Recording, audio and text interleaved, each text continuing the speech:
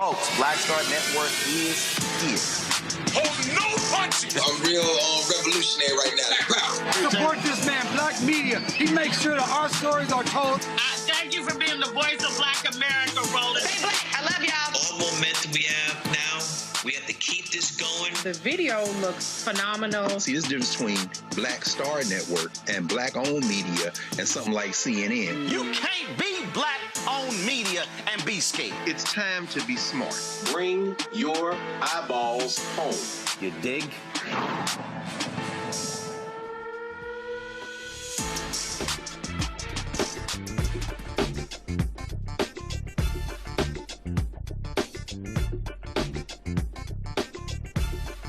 It's Thursday, March 26th. Happy birthday, Teddy Pendergrass. Happy birthday, Diana Ross. I'm Greg Carr, sitting in for Roland. And here's what's coming up on Roland Martin Unfiltered, streaming live on the Black Star Network. Congresswoman Summer Lee and other members of the House launched the People's Environmental Justice Caucus today. This new congressional caucus will address the environmental harms that disproportionately affect frontline communities. The twice-impeached, criminally convicted felon-in-chief, college dropout, Donald the Con Trump, had the audacity to call California Governor Gavin Newsom stupid during today's cabinet meeting. Newsom's response, classic. We'll explain how New York Attorney General Letitia James is getting targeted again by the Trump administration. While mortgage rates were expected to decline this year, the war in Iran has caused them to spike, complicating affordability for American homebuyers. Experts warn that artificial intelligence could widen the racial wealth gap. We'll speak with a man who emphasizes that training is key to bridging this gap. I'll have a conversation with the founder and executive director of the Center for Black Literature about the 18th Annual International Black Writers Conference at Medgar Evers College, and it's free. So those of you in the New York area, why don't y'all check it out. In tonight's Shop Black Star Network segment, we'll feature Created Collections, an artisan lifestyle brand that curates earth-rooted, soulfully made goods to inspire intentional living and everyday beauty. It's time to bring the funk on Roland Martin Unfiltered, streaming live on the Black Star Network. Let's go. He's got whatever the miss, he's on it. Whatever it is, he's got the scoop, the fact, the fine.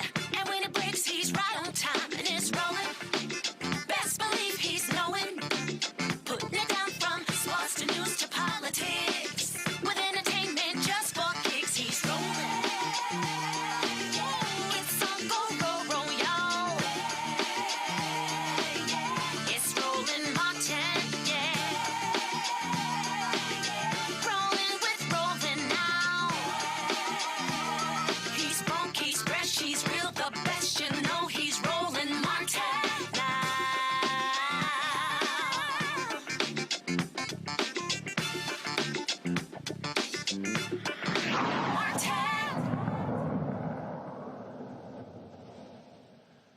Earlier today, Representatives Summer Lee, Rashida Tlaib, and Adelita Grijalva officially launched the People's Environmental Justice Caucus. This new congressional caucus will focus on advancing policies that center community leadership and address environmental harms, disproportionately impacting frontline communities across the country. Serving as a platform for members of Congress to collaborate with community leaders, advocates, and policy experts to advance environmental justice legislation, the caucus will ensure that federal policies reflect the needs and priorities of the communities most impacted by environmental harm.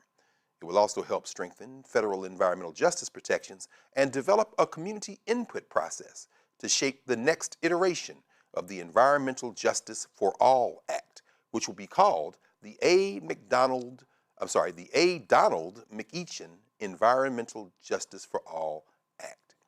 Here's what Congresswoman Lee had to say during today's news conference about the importance of the caucus.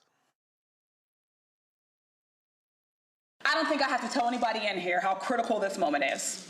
We were in a critical moment before we entered into this administration. The times were critical and have been critical for some time. We know that the climate crisis, as we've been saying, has been existential, and now that we are in the midst of an authoritarian takeover of our government, it is more important than ever that we be rooted in this work, that we not run from it, and no matter how hard it is, that we rededicate ourselves to this. And when we talk about the various levels of discouragement that we're going to get and that we will see, we know, right? Last Congress and for the last few years, the work that you all have been doing did result in tangible change and tangible victories that we saw. So to see and to feel that that work is now being rolled back, that is being attacked, and that the progress that we made has been stalled can be incredibly discouraging. But we also know that we are built for this moment. We know that the work that it took us to get to those successes and those victories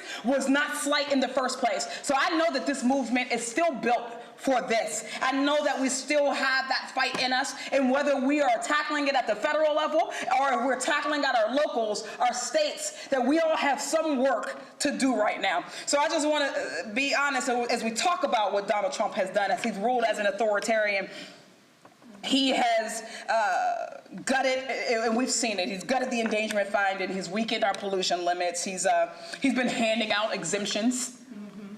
And let's be honest about who his policies are for, because we know it's not for our communities, it's not for our kids, it's not for our elders, it's not for working families. We know that it's for fossil fuel executives, it's for corporate CEOs, it's for his donors who helped him to get back into office.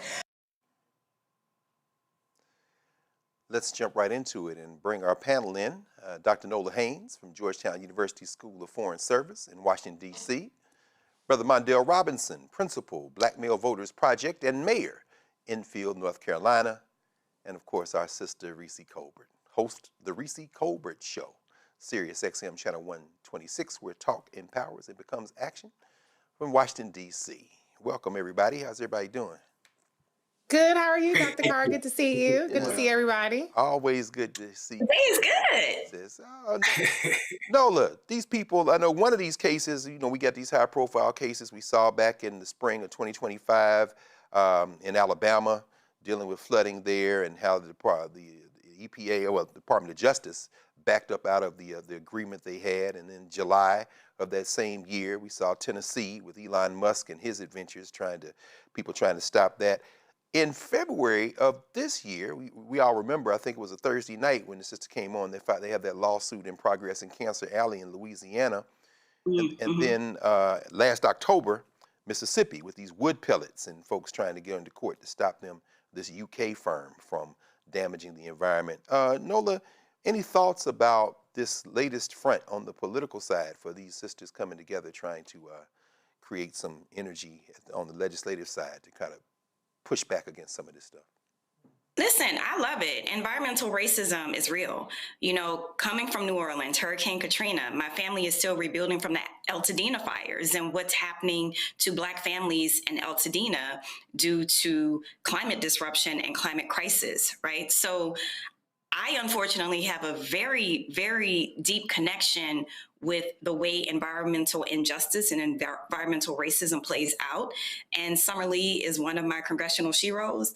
And I think this is wonderful because what that says to me is, regardless of this very tense and challenging environment, they are fighting for the people. Because as we talk about AI, as we talk about more centers that are needed to power and to fuel all of these massive AI plants, and we're not even going to get into quantum and all of these different things, but all of those things are typically situated in communities of color, right? And low income communities. And now that we are ramping up munitions and all that stuff, we're going to see more factories. We're going to see more building of conventional, and I really hope not weapons of mass destruction. So this is layered. So I am happy to see them doing what they are doing, because it tells me that they are fighters and they are doing the hard thing in a very, very challenging time. So I'm here for it. Wonderful. Mayor Mondale, it's interesting, the same month of July that we saw folks in Tennessee pushing back against Musk and his nefarious plans. Right there next door in North Carolina, seems to me I recall you and some photo ops getting some solar panels and getting some clean energy stuff going there in Halifax County in Enfield. We know that's right next door to the place they say is the birthplace of environmental justice. Talk to us perhaps even in the context of this war with Iran, Israel and United States, well, Bibi and Bozo, versus Iran, and maybe this choking off of oil might drive some people toward clean energy. But you've got some experience with that. Talk to us about what this caucus might mean in terms of maybe even pushing us toward some of those sustainable solutions. Listen, I'm going to say it like this, Doc. You're right. I am the mayor of Enfield, which is next door to Warren County, which is in 1982. Everybody understand how Black women led that fight to ensure that PCB would not be put in their backyard. And I think when people ground that as the modern or the beginning of the modern environmental justice movement, it said something, especially when you think about the creation of this caucus. This caucus, to me, makes me feel wonderful in that Black people may be getting closer to reparations. Now, I know my FBA brothers want to hear reparations directly, but anything that will require people to study the harms against my people seems like it's going to lead to justice for my people. So that's why I'm super excited about this. And what I think is happening with this oil, what we see is it's no longer just harming to our environment to use dirty oil. It's also economically stupid to tie ourselves to something that can be damaged and cause international harm like it is right now. What we're doing in Enfield is we're trying to think beyond just solar, though. We're also trying to see how we could dig 30, 40 feet down and use geothermal. We just got our first funding to become the first 10 thermal energy network owned by a utility in the state of North Carolina. So I'm super excited about what rural communities that have been left out and harmed by these large lobbying firms and also the people they represent doing harm to our environment, seeing how Black people can be on the forefront of changing that. And I think this caucus provides us a voice at the federal level. Man, I tell you, Reese, with your deep experience in policymaking and knowing how things get done, thinking about how policymakers, congresspeople, and federal legislation are really a part of the equation that really needs to be strengthened as the courts continue to kind of shrink the remedies that can be found. I'm thinking about environmental justice in relation to the 14th Amendment, 13th Amendment cases, even Section 1983, lawsuits that the courts have increasingly narrowed, saying you can't prove that they intentionally put this dumping ground in your community. There's a disparate impact standard that is used in the law that has become increasingly ineffective. Do you have any thoughts about the relationship between perhaps lawmakers, policymakers like we see here, trying to plug some of these holes, and the fact that a lot of this stuff gets dumped in Black communities because they have lower property values and just becomes like a doom loop? How do we break that up, and how maybe can this help? Well, Dr. Carr, you nailed it, because we have an administration that is hostile to environmental justice. One of their first acts of business was to close the Office of Environmental Justice and External Civil Rights. That was done in February 2025. Then when you pair this administration's hostility towards environmental justice, or the environment period, with what the courts have done, and I remember talking about this maybe 2 years ago, a Ronald Reagan judge was a judge that blocked environmental justice measures in one of these southern states. I don't even remember now, it's so many years ago, but the courts are not coming to save us. This administration is hostile to us. So that leaves the legislature to step in and to make it such that it's not open to interpretation of a Bush judge, of a Trump judge, and it's what the law plainly states. And so absolutely, this is incredibly important that you have legislators that are at the forefront of this. And one of the things Congresswoman Summer Lee pointed out was that it needs to be grassroots activists and grassroots legislators who are driving this, as opposed to corporate lobbyists. So that's another important aspect. But the last thing I'll say on this is that environmental justice is a racial justice issue. And so when we've been through many primaries now and they ask about a Black agenda, and people want to go right to prison and they want to go right to things that are associated with poverty, which are, of course, very important things, but it is also incredibly important what happens in terms of environmental justice. You all have already talked about dumping and things of that nature, cancer. And we're going to have increased impacts, which are going to increase our energy bills, which are going to increase our health disparities. So to have really competent people who have a cultural competency leading this charge is incredibly encouraging, and I would love to see this caucus grow. Absolutely. We're all proud of those sisters who have come together. Of course, we know Grijalva, one of the most recent members after the MAGA Muppet, Mike Johnson, wouldn't swear her in. So she's hitting the ground running. And of course, Rashida Tlaib there in Michigan. And as I'm always proud to remind everybody, a proud graduate of the Howard University School of Law, my former student, Summer Lee, who came there like that out of Western Pennsylvania. So it's good to see her. There's some things that you just have to hear, although we probably heard enough to make up our minds. But all right, let's just humor ourselves. Here we are on a Thursday evening. While speaking during Thursday's cabinet meeting, the occupant of the Oval Office, at least what's left of it, took shots at California Governor Gavin Newsom for admitting that he has or had dyslexia. Let's hear. I don't want a stupid person being president. You know, I'll say it right now. I say it because no press never reports it. I'm the only president that ever took a cognitive test. I took it 3 times. It's actually a very hard test for a lot of people. It wasn't hard for me, but it's a cognitive test. It starts off with an easy question, and by the time you get to the middle, it gets tougher. By the time you get to the end, very few people can answer those questions. They get very tough, mathematical equations and things. I took it 3 times. I aced it all 3 times in front of numerous doctors that I have no idea who they are. And I was told when I went in, they said, Doc Ronnie told me this. My current doctors who are fantastic doctors, they said, well, if you take it, you know, it's Walter Reed, it's essentially a public hospital. And if you do badly, it's probably going to get out. But I aced it. I got them all right. And one doctor said, I've never seen anybody get them all right. I've been doing the test for 20 years. I want people, I would love to see anybody that's a president or a vice president or anybody that has any chance of being a president, I would like to see them take a cognitive test. Because we had a man in this office that had no clue what was happening. Wow, well, we've broken some news tonight on the Black Star Network. Donald Trump resigning live today at 1600 Pennsylvania Avenue, what's left of it. I didn't see little Marco blink. I'm not sure. His face has turned more and more to a mask. The runt rooster on the other side, though, Pete Hexeth, he's all there for it. Heard he had a prayer meeting at the Pentagon today or somewhere around there. Reese, I feel like you got something to say. Why don't you come in and help us interpret what we just saw? Oh, I'm so glad I get to go first. Let me just say this. Donald Trump, you have taken multiple cognitive tests because you were old as fuck, bitch. They're worried you have dementia, which I think you probably do. They're just not telling us that because your doc is a crackhead, allegedly. Let me just say that, okay? Yes. Allegedly. Yes. That's why you have taken multiple cognitive tests. We don't normally have old-ass presidents like you. I'm sure Joe Biden, with his old ass, took some tests too, and I'm sure he scored better than you. We're not talking about a Mensa IQ test. I want to know what your IQ is. Why don't you take the Mensa test and then roll it back and let us know where your IQ stacks up against the other presidents? I'm sure it's very, very, very low. No question. Mondale, what you think, man? Listen, first of all, he talking about the test is very long.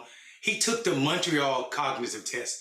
It's called cognitive assessment. It's literally super short. You remember a short list of names or words. You draw a clock, and that's about it. I mean, you do a couple other things, but that's literally it. It is not meant to measure IQ, as Reese said. It's simply to see if your ass is losing your mind, which he clearly is. Last week, he thought Gavin Newsom was the president of the United States. He didn't even know. So this idea that every time Donald Trump opened his mouth talking about somebody else, he's projecting. This is a perfect example. Stupid president by far. He has to be the dumbest president we've ever had. And actually, he's probably the dumbest president any country has ever had, which is why the world is looking at us at how the hell do these people believe that they are exceptional? It's a great question. We blame the 90 million that didn't vote. He could have counteracted these white nationalists that showed up at the polls to bring their Lord and Master in. Nola, we've seen some pretty stupid people in our lifetimes. Where would you rank this guy? Are you serious? I'm tired, so I'm liable to say anything. I have two things to say. President projection. You know what this reminds me of? It reminds me of when you're a kid and that thing you wanted for Christmas, you couldn't get, and everybody else knew you couldn't get it because, you know, your parents weren't able to get it for you. So what you do is, but you know, the first day of school, you have the reason all figured out, right? You have your excuse all figured out why you didn't get the thing that you wanted for Christmas, right? But everybody already know, we already know you didn't get the thing for Christmas. So you sitting up here lying. That's what president projection does all the time. He projects, he knows people calls him dumb, slow, and stupid. He knows these things. This is him trying to counteract those claims. He's very well aware that people do not think he is smart. This is why this entire conversation is happening. And the second thing that I want to say, oh God, I can't even listen to that and watch that. It's so disgusting. The second thing I want to say is, a few months before my mom died in 2023, I had a very serious brain injury. I have been through numerous cognitive exams because something was wrong with my brain. So that is to say, like Reese pointed out, you're not just taking these exams just because there is a reason. There's no one waking up saying, you know what, let me go take an arduous cognitive exam. And I've taken all of them. I've taken the very simple ones that Mondale laid out, and I've taken the really, really long, exhaustive ones, and they are no joke. So, you know, he's sitting here talking about he doesn't want a stupid president because he knows that's what everyone thinks about him. And then actually the last thing that I will say, I actually applaud people who are very honest about what they have going on, because I think that is actually a sign of strength. I think that that is a sign of leadership, because there are tons of people out there who aren't, you know, mad geniuses, and that is okay. Maybe if Trump had an ounce of humility, if he understood how to tell the truth, then maybe he wouldn't be so reviled around the world. That's true. And can I just say one more thing? Yeah, please. Having dyslexia does not make you dumb. Donald Trump is dumb, and he ain't got dyslexia. Just learn differently. Okay.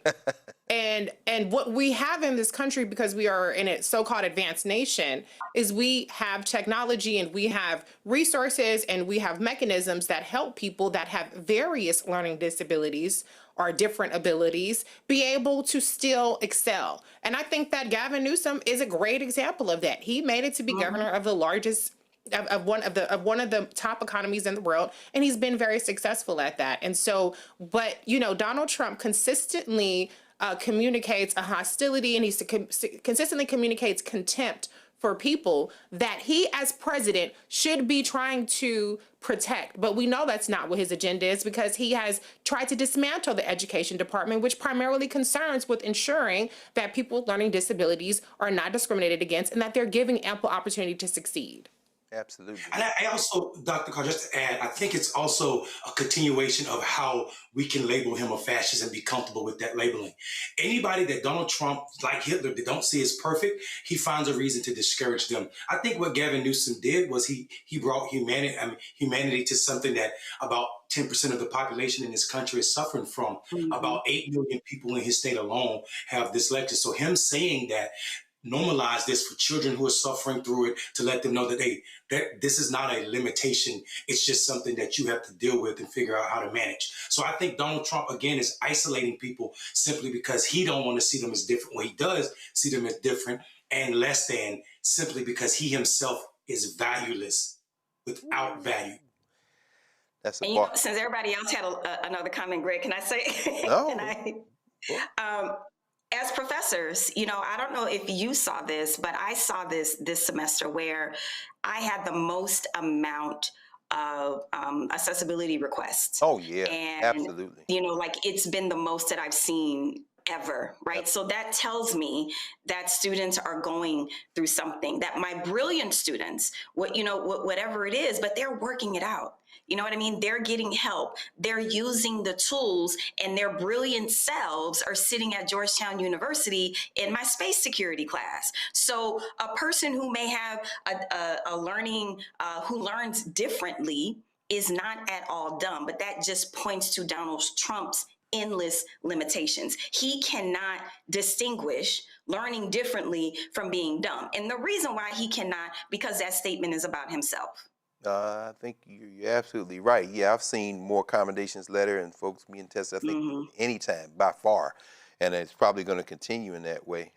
Yeah, for a man whose father, whose brother, if we can trust what his niece and nephew have said, suffered with mental illness or some mental challenges, which is not dyslexia, like you said, some kind of wiring question, but something else, he should probably be quiet. But, you know, when you show narcissistic and sociopathic tendencies, you know, perhaps you can't help yourself. And it would all be fun and games if he didn't have the nuclear launch codes. So I don't know, Reese, maybe we can send our sister Erica Savage out to reframe his brain. If anybody could do it, Erica could do it. You know, maybe I'll talk about that this weekend. I mean, so how can you crack the nut of Donald Trump? Erica, you should, get on that. We need you, sis. We need to get her on that, yeah. We need to get her on it, right? All right, this is Roland Martin Unfiltered on the Black Star Network, and we will be right back.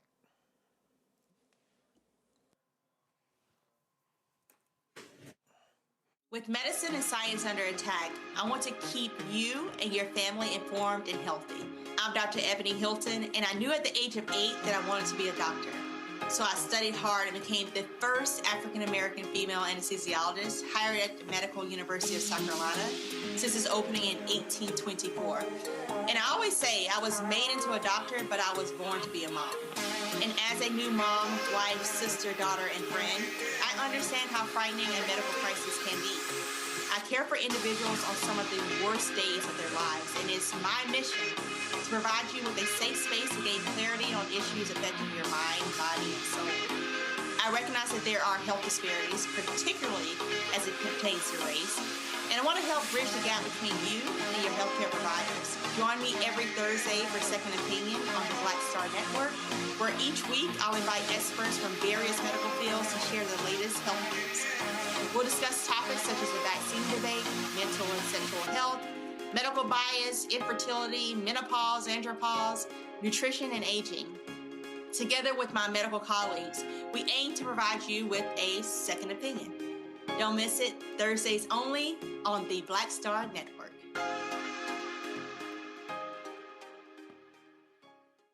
What's good, y'all? This is Doug E. Fresh, and you're watching my brother Roland Martin Unfiltered as we go a little something like this. Hit it. It's real.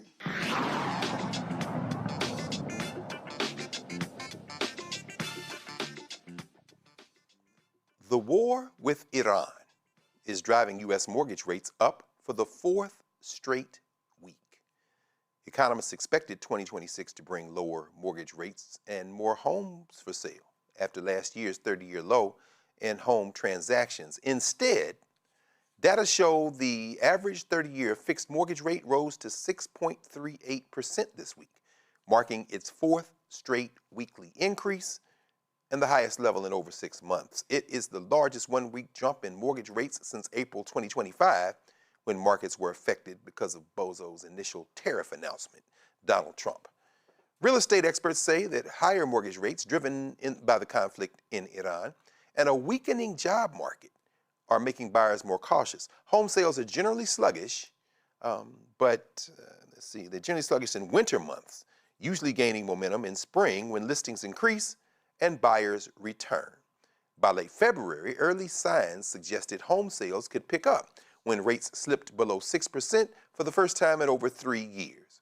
After the U.S. and Israeli strikes on Iran in late February, however, global markets shook, forcing mortgage rates higher. This is a problem. Mayor Robinson, you've had to manage a municipality where folks are trying to live their dreams and in a rural area. I mean, the housing market, are you seeing some of the ripples yet? Or what are folks saying to you as you've seen the markets change here? Listen, I think, Doc, I think some people might be sitting back thinking this is us reaching, wondering how can a war where people are complaining about the shutdown of the Strait of Hormuz, it cause or be linked to what's going on with mortgages. But people need to understand that that this war equal higher oil prices equal higher inflation equal higher interest. And as simple as that. Don't let people make you think this is hard to explain. Donald Trump and Benjamin Netanyahu's war on the Middle East and Iran and brown people, because Benjamin Netanyahu is still bombing people in Gaza and also Lebanon. It is a war that is causing your life to be more expensive. And for a president that ran on affordability, he's failing epically at doing that. This is nothing to flint your or blink your eye at. I tell people all the time, the best billboard to look at what's going on with gas is when you drive past gas stations, look at the price of gas. And it is real. For people that live in my town, one of the poorest towns in America, this is a direct effect. When oil cost reaches the gas pumps, and gas is probably a significant portion of people's weekly earning, Donald Trump should damn well be held accountable for this. And I think the first chance people get to really hold him accountable is in the midterms. And we're going to see that. I think my people are definitely upset with the price of gas, like other people across this country. Yeah, people are nervous. Like you said, I mean, every dollar you put in the gas pump is one check away from being able to pay a mortgage, and people are trying to hedge their bets. They don't know when to invest in trying to buy a home, and so maybe they're going to hold off. Nola, are you're from an area of the country where folks have to pivot very quickly in the face of natural disaster, but you're also from an area of the country where you know the relationship between energy prices and energy costs and things like buying a house. What do you see on the horizon? Well, you know, one of the things that I'm also paying attention to, it's not just the regular middle and then the super. I'm also looking at the diesel costs, because what that signals to me is supply chain issues in terms of the way that costs are spiking for the men and women who drive the big trucks with all the stuff in them, right? Like a lot of those trucks still use diesel. So that means that cost is already going to be on us. We already have the tariff costs on us, right?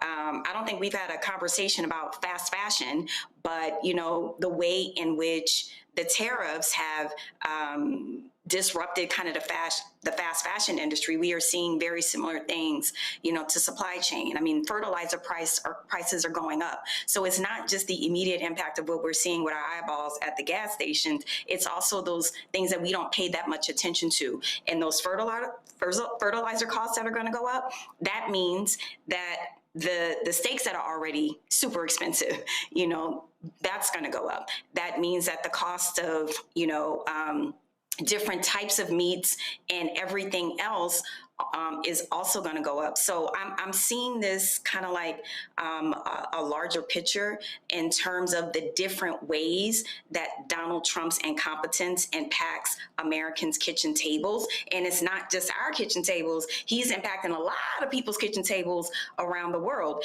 And to your point, even though, you know, coming from California and gas is always high, to see gas right now in Maryland, when I came home, it was $4 something. At several different gas stations. And that is steep for this area. And it's only been a month. And that is the scary part of this because, you know, Greg, you know, in my work life, in my everyday life, these are conversations that I am having all the time. And I actually just talked to a colleague earlier today about what he thinks the end goal is. And he feels similarly to me. What end goal? So if that is the case, if they are going to go in there and make all the money and keep it for themselves, honey, and just exploit us and think we are just going to keep paying and keep paying and keep paying, I think they have another thing coming. I think this No King's March that's coming up this weekend will absolutely show Donald Trump just how much people are not feeling those prices at the gas tank. No question. No question. And like you said, I'm not aware, and you would obviously know more than all of us about this since you're in the middle of that community, but I'm not aware of anybody in the intelligence community, foreign policy community, who thought this was a good idea. Bozo is clearly in his own mind, and whatever sweet nothings Mohammed bin Salman is whispering in his ear, back with $2 billion to his brother, to his son-in-law with the dead man suit, they are now in the middle of something they can't get out of. We just don't. It's a foobar. Yeah, it's a foobar. It's definitely a foobar. Chaos. It's a foobar. No question. And Iran hadn't even played their rest of their hand yet. If the Houthis decide to close the Red Sea, this is about to be something else. And thank you for bringing up all the agricultural and food security issues. Like you say, the fertilizer, it's planting season. So, Reese, if folks are now having to think about whether or not to invest in a home, in part because it is like we just heard from Dr. Haynes, like we just heard from Nola, it's not just the gas, it's the fertilizer, it's helium. That's going to impact MRI. People talk about that. Aluminum, petrochemicals. In terms of a real estate market, how do you see this thing unfolding, particularly since there doesn't seem to be an end in sight? Well, here are a couple of things. I'm going to try to give like an economics, maybe not a one-on-one. This is more advanced economics, and I'm trying to make it plain. So what we have happening is this, right? We have the Treasury yield, the Treasury bond market, right? And the stock market, oil prices, all of those things are priced, in my view, very optimistically, because most of the investors at this time are expecting there to be a relatively quick conclusion to the end of this war. And that is why Donald Trump has been messaging and flip-flopping back and forth in terms of wanting to obliterate Iran and then saying, just kidding, because he wants to assure investors that it is safe to invest in the stock market. He wants oil prices to go down because gas prices are up. And when gas prices are up, that is bad politically for him and his party. So you have a very unstable global economy and global security issue that is still being treated optimistically by investors. But what's starting to happen is we're starting to see the yields on the 10-year Treasury bonds, which are considered risk-free bonds, those are going up. So what a yield means is that is the return on the investment. That's not the specific, what's called a coupon interest rate. That is what investors are demanding in terms of their return on their investment in order to purchase 10-year Treasury bonds. And that is part of how we keep our country going despite being $39 trillion in debt. And so since the Treasury bond is considered a risk-free bond, then what mortgage-backed security investors want to see is they want to see a little bit extra on top of that Treasury yield, because that's considered people are going to default on their mortgages and a whole number of things. And so that's why the mortgage rates tend to track 1.5 to 2 points higher than the Treasury bonds. So that's why, despite the fact that Jerome Powell did not do anything with interest rates last week, or maybe it was 2 weeks by now, we're still seeing these shifts in mortgage rates. That's why sometimes they go down even without Fed action, sometimes they go up. And so I say all that to say that it could be better because perhaps people are feeling a little jittery today, and so the yields are going up. People are demanding a lower price for these bonds. That makes the yield go up. Or it could get better because maybe all this works out, and so the yields will maybe not fall that much, but it will maybe go down a little bit. And so it really is a gamble. It's anybody's guess right now, but I probably wouldn't bet on yields going much lower. I would probably try to lock in a rate right now. If you're in the market right now, it's more of a buyer's market. And so you might end up in a situation where sellers will pull their houses off the market. They're just as scared about the economy as well. So there are so many factors that are coming into play. But for people who don't understand why yield makes a difference, that is why. And then the other thing I'll say, in addition to the war in Iran, just the fact of oil prices and all these other things, the other thing that's happening is we have a massive debt. We have a $39 trillion debt, and they just requested $200 billion from Congress just for a short-term window to fund this war. We're spending $1 million a minute on this war, and we ain't barely even left the ground yet. We don't even have ground troops invading yet. That's something that is being floated as a possibility to take over some of these Iranian islands. So this could all escalate and go to shit very, very, very soon. So we're seeing the beginnings of this war really being priced in to the different commodities markets and the stock market and the bond market. Where this goes is anybody's guess, but I would not be optimistic if I were you. Man, and then you got a whole ass madman sitting in Pennsylvania, on Pennsylvania Avenue, talking smack to the Prime Minister of Japan when she holds $1 trillion of U.S. debt. The man is a madman, and we know Bibi's not going to stop. So, you know, they have a dream of greater Israel. But listen, we have a story that just kind of broke over the last 24 hours. We know yesterday, if you haven't seen yesterday's Roland Martin Unfiltered, you know, strongly encourage you to go back and look. Spent the better part of an hour discussing yesterday, which was the International Day of Remembrance of the Victims of Slavery and the Transatlantic Slave Trade. And the president of Ghana, John Mahama, made a historic declaration and put on the floor of the UN General Assembly a wonderful declaration which was voted on, and 173 countries backed him to declare the human trafficking of African people, the so-called transatlantic slave trade, the greatest crime against humanity in history. And there were 3 countries, of course, that did not, that voted no, including the United States, of course, Israel, of course, and Argentina, where another bozo, a clown, a Trump of the tropics, Malay, is in power.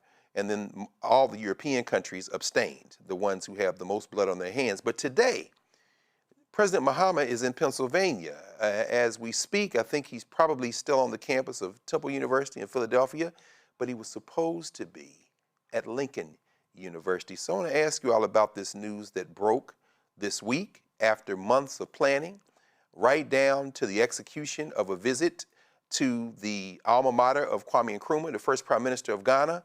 John Mahama was uninvited to Lincoln University, historically black college there in Oxford, Pennsylvania, one of the 2 oldest in the country. And this is from Ghana Web. Ghana Web reported that Lincoln University has canceled an honorary doctorate ceremony from President John Dramani Mahama. The event scheduled to take place today, March 26th, was to recognize Mahama for his global leadership and service to reparative justice. However, the university, in a new update on its website, attributed the cancellation to what it referred to as unforeseen circumstances.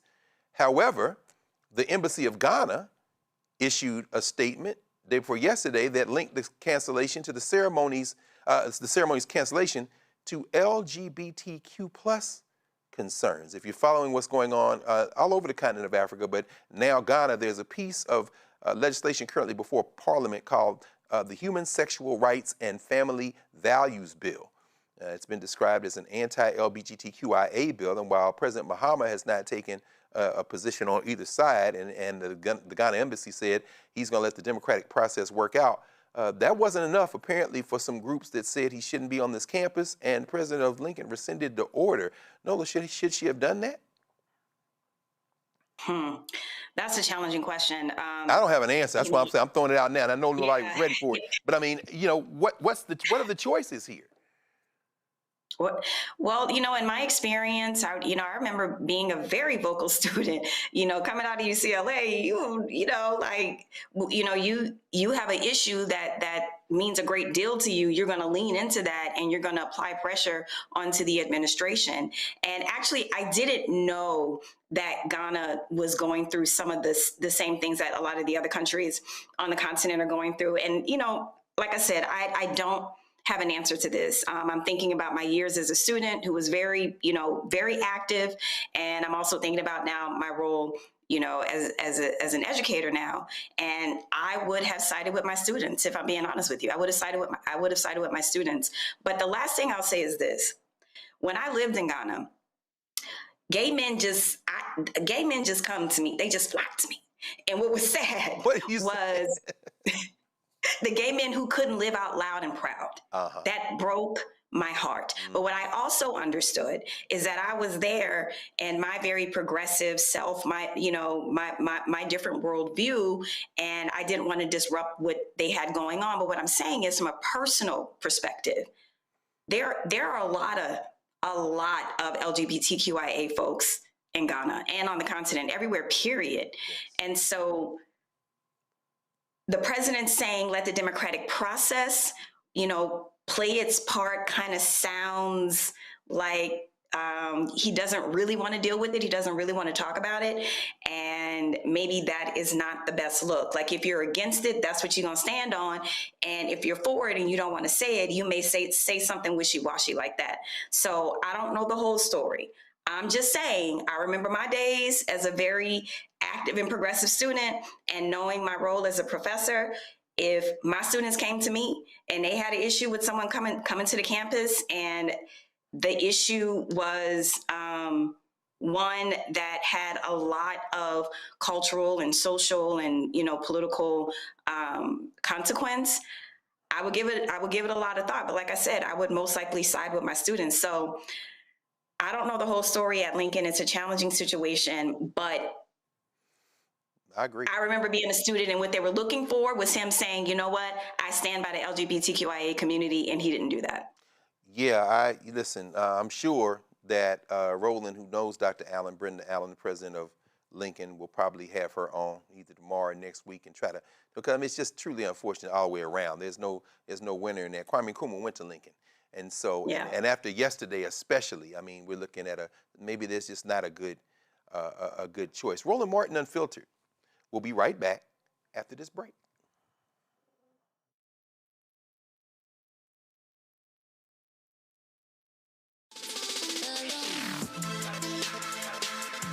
Hey y'all, welcome to The Other Side of Change, only on the Black Star Network and hosted by myself, Bria Baker, and my good sis, Jamira Burley. We are just two millennial women tackling everything at the intersection of politics, gender, and pop culture.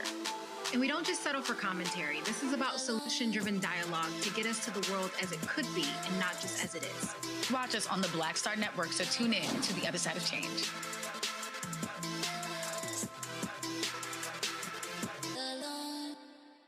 Hey, yo, what's up? It's Mr. Dalvin right here. What's up? This is KC. Sitting here representing the JODECI, that's Jodeci. Right here on Roland Martin Unfiltered.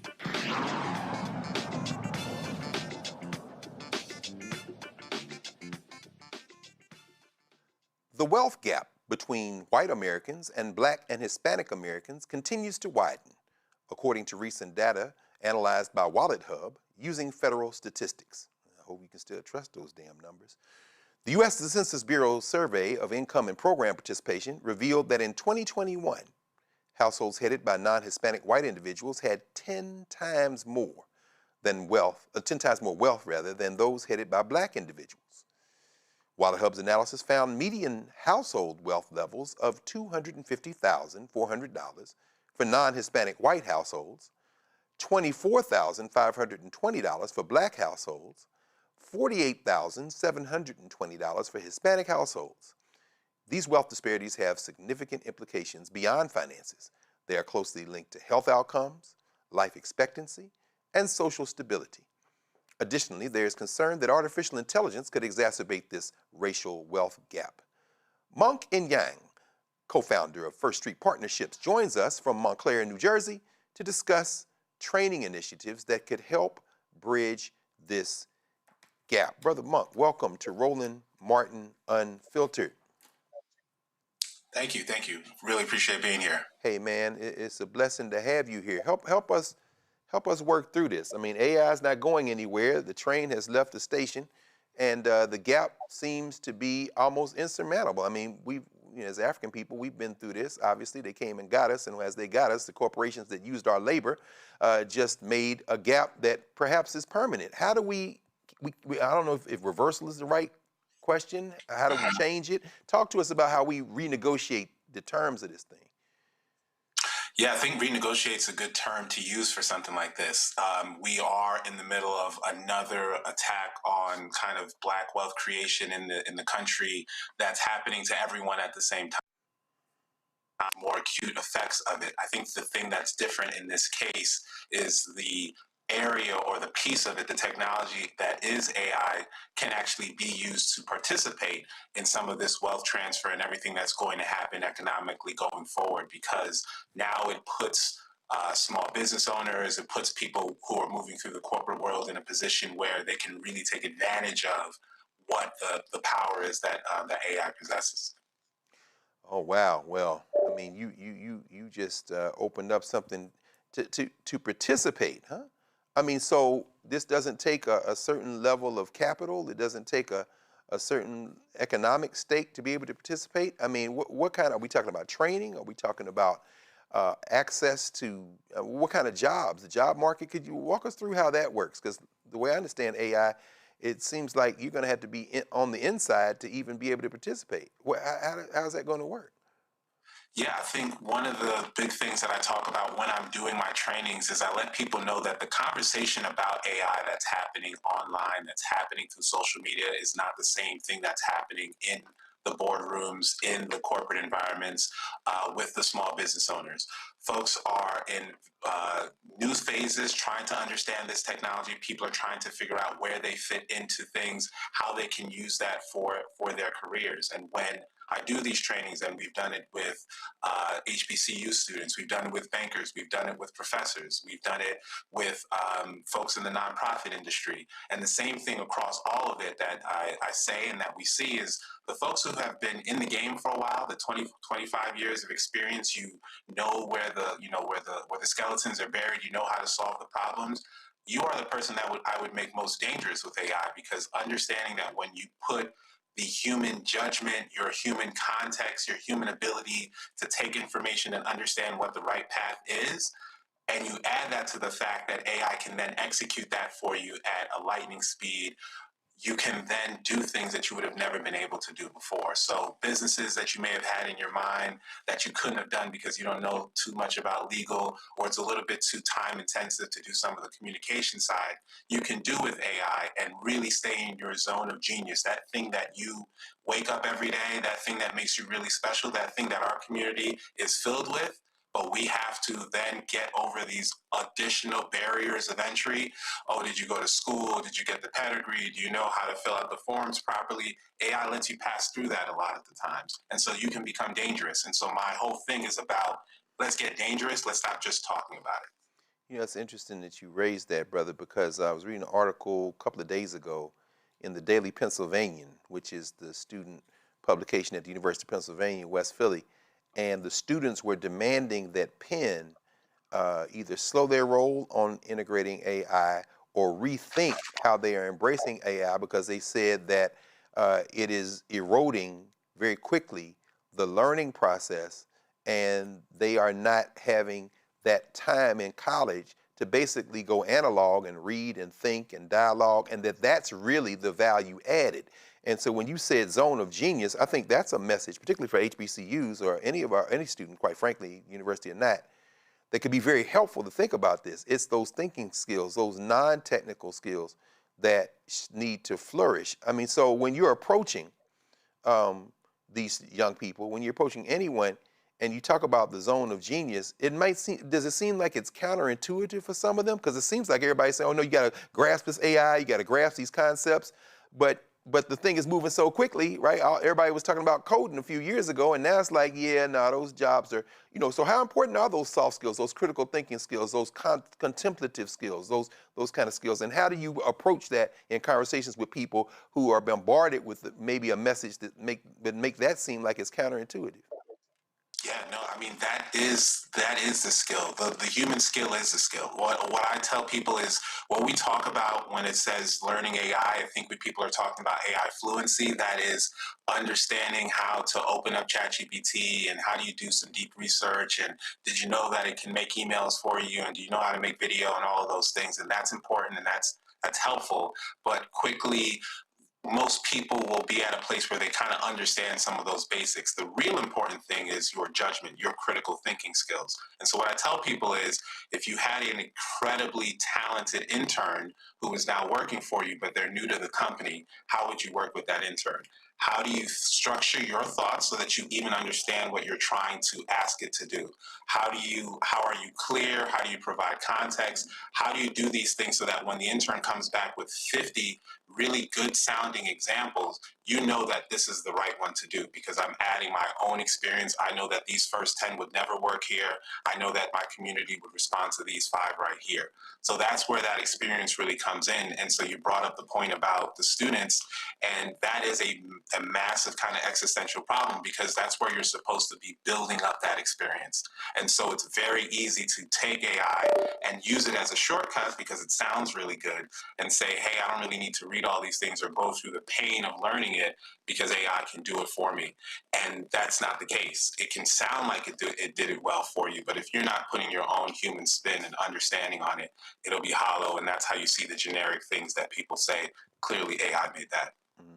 Let's widen the conversation and bring the rest of the family in so we can pepper you with questions that you may or may not have the true answer to all the way through to the end. Mondale, Brother Robinson, please, any questions for David and Yang? Yeah, let me do a little commercial real quick. Carr, I need you to stay on the screen if you don't mind. And also, Brother Monk, because I think this is an important point to point out right here. It is because of Black-owned space that we get to have this conversation. You will not see a conversation with 5 Black faces talking about this point on CNN, MSNBC, or anything. So people not tuning into this channel make it harder for us to be able to even have this conversation. So first of all, Brother Monk, I'm in awe of what you're doing. I do want to say, though, beyond the biases that we know about in technology, in AI, there are other biases that are keeping Black people out of this industry. And how do we talk about, to me, like how white comfort with Black suffering is playing a role? Because I think when we say AI boom could widen the racial divide, we're not telling the true story. It has already widened the divide.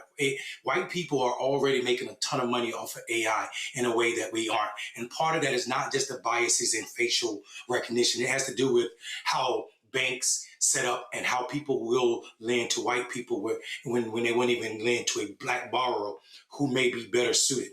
So talk to how we get past that or around those barriers to address those problems too. Yeah, I think a lot of great points that you made. One is the structural biases and problems that we have are always there, and a lot of them can be exacerbated by AI in the fact that not necessarily that the technology is doing anything, but because you're not able to raise money as easily and as quickly as your white counterpart, you can't jump on the idea that you have at the same scale that somebody else then has it. You know, I'm dealing with the same thing right now. You know, I know that my product is incredible. I know that the training is incredible, but the process of growing it is slower and piece by piece because I don't have access to the capital that my white counterpart would have at this stage of the game. And so that's very real. And there is an element where no in particular thing will save you. The same way, you know, it's kind of like how do we topple America and the way that it has been structured now that AI is around. There's no one thing, but I would say that it does allow for you to punch above your weight. And so if you are considering moving into the entrepreneurial space, or what I suggest a lot of times of just not simply relying on that W-2, because what we've seen over the last year is that that is not as stable as we think it is. And so if you're now looking for how do we figure out something to really protect myself and be able to move to different places or work from different areas, creating these collectives of people. I've seen Black collectives of creators who are trying to figure out how to make video with AI. I've seen Black collectives of professionals who are trying to figure out how they provide consulting while using AI and working together to share clients and all of that. I think that's a big part of the future from an economic standpoint, building these ways that you can participate, whether it's here or if you want to do it globally. Thank you, brother. Dr. Haynes, questions for Brother Monk and Yang? Oh, so many things are running through my mind. So I work in arms control and international security, specifically in space.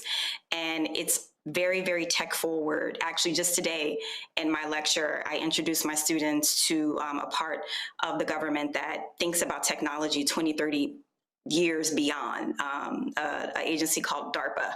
And one of the reasons why I did that, it just made sense where we were in the lecture. But what I told my students was this: you are sitting in a premier university where everyone and their mama is talking about AI, they're talking about tech, they're talking about all of these things, and they have access to these incubators. And I was trying to tell them to take advantage of these incubators. And it's the same thing that I'm going to tell the Black students I'm with from Southeast tomorrow on campus. You want to take advantage of all of these different things that are in your environment. And the one thing that I want to say before I get to my question, training AI, I think people have a misconception about AI. Yes, it's moving fast, but not as fast as people think. Because one of the things with AI is you got to train that bad boy. You just can't put a complicated question into AI and it's going to spit out this really sophisticated response. You have to train it, right? You have to get it to where you are and you have to get it to what you want to do with it. I don't think people think of it as a tool in that way. So I'm happy we're having this conversation. So my question is this: how do you calm some of the fears down with AI? And not to say that it isn't problematic, but now that we have more facts, now that we have more details, I am not one to think that AI is going to take my job as a professor tomorrow. That is not going to happen, because I can guarantee you AI is not going to teach space security unless I train it, right? So how do you talk about the reality of AI, where it is versus where people think it is, and to calm down some of those fears and to actually just be factual about the realities of AI? Yeah. I think that's a big part of the conversations that we have, of kind of level setting people and helping them understand where we are in, the grand scheme of things. We've seen things like this before. I think it's obviously much more widespread than some things like, moving to digital banking or moving to the internet itself. But these were widespread, big panic. How is this going to destroy, retail business? Because now everyone can do online shopping, and if you have a retail store, you're not going to be able to sell anything. But to this day, online shopping is only about 20% of total sales. So it's still, there's an element where there are incentives on both sides. There's incentives to make you feel like AI is going to take over everything, full stop, and you should just comply in advance. There are financial incentives. There's incentives for ChatGPT to say things like that. There's incentives to do that. And then there's also incentives to scare everyone into believing that it's going to destroy everything. It's going to be the worst thing coming. The truth is, when new technology comes, it's most environmentally unsafe. It affects us more because these things are put in communities that look like us, and that is an unfortunate truth. And we have to kind of fight for that systematic, moving these data centers, providing regulation, and all of those things. But that's a collective effort. But for the individual, I talk to them about, you have an opportunity to kind of empower yourself with that same technology, because it's not the same as coding, right? There's a reality to when we're in the digital divide and everyone is learning coding, and hey, you need to get your kids into coding. There's a reality where there is a ceiling. Everyone is not going to learn coding. We can say it, we can say we're going to work on it, we're going to give more, but it's not for everyone, because there's that, there's that language, there's that technical time, effort, all of these things. A lot of that is gone with AI. And so while it is not perfect, while it is not going to solve everything, it is much more open in who can jump in and figure something out and make something of their ideas. Okay, and finally, Reese Colbert, please, questions for our brother. Yes. Can you talk a little bit about how much people are using AI without necessarily maybe knowing that they're using AI? For instance, if people are on Instagram, now when you do a search, it'll have an AI summary of what you might be looking for. If you're watching a video, in the middle of the video, it'll be a little magnifying glass and it'll have a suggested search. So all throughout the kinds of apps we're using, websites, when you do a search on Google now, there's usually an AI summary. Can you talk about how much AI is already integrated into the products that we use for people who might be intimidated or think that they are shying away from the AI arms race of sorts? Yeah, so AI has already been here for years, right? And it has been a part of the way that, Amazon is showing you the different, items that they think you would like. And it is right, because it is using this technology. It's using algorithms. It's showing up in social media, both when you search and when it's giving you your, For You page. So it's been showing up in places for years. The difference that's happening now is it's essentially these platforms that allow you to direct it in certain ways and say, hey, I would like you to do this very specific task. And so that part is what is relatively new. That part is where people are having a ton of conversation and saying, well, what can it mean for jobs and what can it mean for your own job and all of those different things. And the reality is that, you know, a lot of people who study this and talk about, you know, where we are and how long it actually takes to adopt these things to a place where it really is affecting every industry, it's still several years. We're still in the, you know, if it's a 9-inning game, we're still early second inning where, you know, people are talking about it more. It hits this fever pitch, which is higher and louder now because of social media. But if you're going to XYZ company, they're right now still trying to figure out what are we going to do with AI? Which platform should we use? Do we do training at all? Do we not do training? Some are trying out pilots of different things that they want to do. So it's still early. But you know, again, what you hear is different than what is on kind of on Main Street.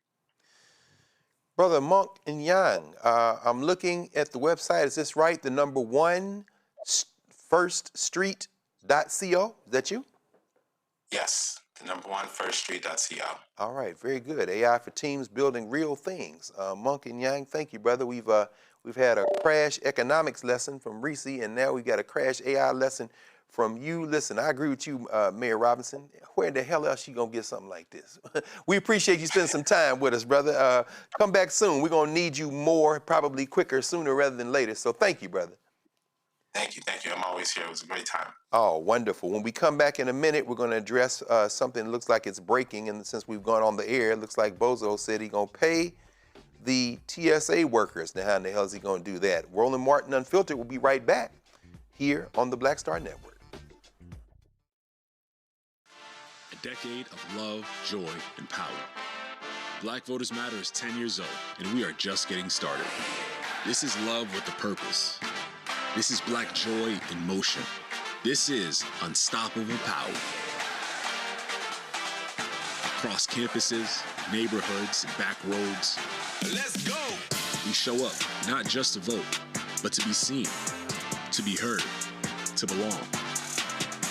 We ride together, we organize together. We remind each other that our voices matter, because they always have. Black Voters Matter is about more than ballots. It's about housing and healthcare, clean water and living wages, education, reproductive freedom, and dignity. It's about turning pain into action, turning belief into movement, turning community into power. We don't wait to be invited. We bring the energy. We bring the love. We bring the people. Because when Black communities come together, we don't just survive, we thrive. This is how change happens. This is how history moves. We organize, we build, we win.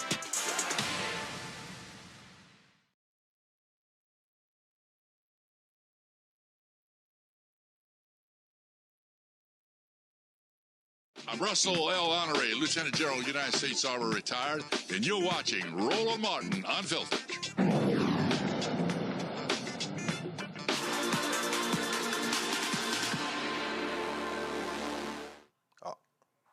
All right, we're back here. Roland Martin Unfiltered on the Black Star Network, and I'm sure all of us are scurrying to our devices to try to figure this out. First I saw it came across the feed in social media. And so let's just go through a couple very quickly. CBS News is reporting that President Trump said this evening, since we've been on the air, he will sign an executive order to restart pay for Transportation Security Administration officers who have gone more than a month without a full paycheck, leading to thousands of absences and long lines at major U.S. airports. Mr. Trump did not say what legal authority he intends to use. TSA agents have gone without pay. This is the quote.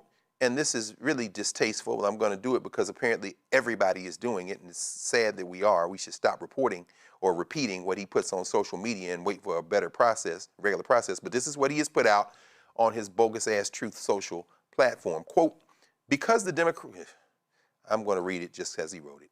Quote, because the Democrats have recklessly created a true national crisis, I'm using my authority under the law to protect our great country, as I always will do. Whatever. Looks like The Guardian out of London is reporting. It's similar. It has even more from the Post. It says, quote, I'm going to sign an order instructing the Secretary of Homeland Security, Mark Wayne Mullen, to immediately pay our TSA agents in order to address this emergency situation and to quickly stop the Democrat chaos at the airports. Finally, figured we should go to the home team, regime state media, Fox. Fox has a headline, Trump declares national emergency at airports. Will sign order instructing DHS to immediately pay TSA agents. Reese, while everybody needs this check, and we certainly, if this goes through, it'll be a good thing. I saw one report said John Thune, they've made another counter proposal to the Democrats, and Thune is claiming that this is the final one. We'll see as Easter looms. But are you concerned at all about this continued power grab? Because this has Russell Vought's nasty little fingerprints all over it. Declare a national emergency, or sign an executive order, spend money, or is this already in the DHS budget? And in other words, I guess what I'm asking you is, do you think this is in his power to do? It's not clear. Probably not. Because, you know, in order to, there's things called transfers, which is when you're moving from one account to another. There's reprogramming, which is when you're moving money from one account, for moving money within the account, but to purposes that it wasn't originally intended for. And so I'm not familiar enough with the line items in the DHS or TSA budget to know how the TSA is funded specifically, or payroll is funded in these accounts. So if it is something like reprogramming, meaning there's money within the accounts, but it was being spent on other things, potentially this is legal. But I do think that there is a concern with the president disregarding the fact that these kinds of moves are supposed to go through Congress. We've already seen them disregard it with what is called rescission. They did that all up and through the budget last year, where through rescission, they got rid of USAID funding and a number of other agencies where they drastically reduced the budget that was congressionally appropriated, and they just did away with it. So this is a different angle of that kind of power grab. And it's concerning. What they could do is just fund the TSA. The Democrats have put forth a bill to just simply fund the TSA. Yeah. Republicans have voted it down 10 times. And so if you really want to pay them, pass the damn bill. That is simply for funding TSA. And so because they don't want to do that, and Donald Trump is trying to find a way around it, now granted, who's going to sue him overpaying TSA agents? That's probably not likely to happen. And this does perhaps put more pressure if they already know it's illegal, and maybe lawsuits will happen, or maybe it will be challenged in some kind of way and it's thrown out, and Trump will say, see, I tried to do something and I was blocked, that they figure to put more pressure on the Democrats. But this is not, I don't know. If it works, you know, I guess this is another thing that these shutdowns have provided Donald Trump an opportunity to grab even more power than he had prior to the shutdown. So I made a video and I said to Democrats, get your shit together. Yes, Republicans control all three branches of the government. Yes, the Republicans are blocking a clean TSA bill. But if the way out of this mess is through your negotiation, then y'all need to be better negotiators, because the latest offer has less of what they all agreed to than it did last week from the White House. Absolutely. So it's going backwards right now. People keep saying, well, Trump said that there's going to be a deal. That was Sunday. We on Thursday now. Y'all keep up with the news. Absolutely. The news now is there's a deal on the table that the Democrats don't like, even some Republicans don't like. And so if this has to come through negotiations, y'all need to get, I don't know, get somebody in there that know what the fuck they doing. Because clearly Chuck Schumer doesn't know. And y'all got Patty Murray, and y'all got Angus King, I believe, or Chris Murphy. Y'all not doing the job right now. So get somebody in there who know how to fucking negotiate. Because giving Donald Trump more power to break the law and decide you get money, you don't get money, I don't think is a good solution. That's right. And that's exactly right. I agree with you. I mean, this is murky at best. Mayor Robinson, we know that the end game for Bozo is trying to get this Save America Act passed. It's probably dead. He said he ain't signing nothing else. Thune, said, I'm not going to be able to deliver it, but he says, I'm still not signing anything else. And just like Reese said, this thing was on the table. Minnesota Public Radio is reporting that John Thune has made what he says is the last and final offer today, saying enough is enough, didn't disclose any deals, but they're also reporting that, quote, senators retreated to privately discuss the latest offer as a core group of more than 10 senators, Democrats and Republicans, worked to hammer out the details. More voting was possible. And then finally quotes Mark Warner, Democrat of Virginia, by saying, quote, I think we all realize we're not going anywhere until this is done. I mean, you're a policymaker. You've had to wrestle and grapple with the legislative process and policy making. Do you think that Thune is talking with Trump and the rest of these guys, and this is kind of an attempt to, as Reese said, grab some more power, but on the other end, perhaps bring this thing to a close with, again, the SAVE Act looming as the kind of sword that Trump is holding over all their heads, saying, I ain't signing nothing till you suppress these voters? Well, listen, we got to be honest. If I'm Thune, I'm just waiting the Democrats out, because they're going to do what they always do, which is buckle. We've seen it is not by the mistake that since Ronald Reagan, the Democrats have become more conservative. That is not negotiating. That's just a giving in, inkling by inkling. So I think what Thune is doing that Democrats can't take this type of pressure, and they're eventually going to allow, one, Donald Trump to do what's unconstitutional and pay these workers, and then two, get less or give them less as it pertains to how much money he's willing to give back for ICE. And I think that's the problem. Democrats need to continue to fight against this administration. And there should be tons of lawsuits if he is going to allow this executive order to pay people, because the Constitution, Article 1, Section 9, speaks directly against the president doing that. Unless there's him declaring an emergency, does not give him power to pay people unless there are emergency funds already set aside, which he does not have at this moment. But like Reese said, the Democrats will cave.